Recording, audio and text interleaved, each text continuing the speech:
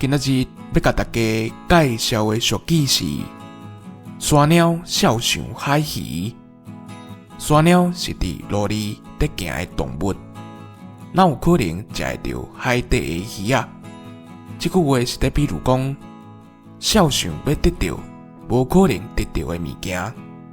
比在讲较早的人对男女交往的代志，是真注重身份地位甲背景，敢有下输。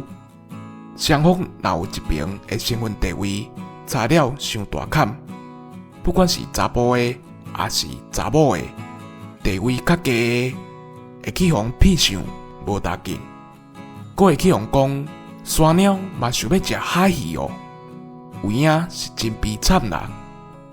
以上，感谢收听。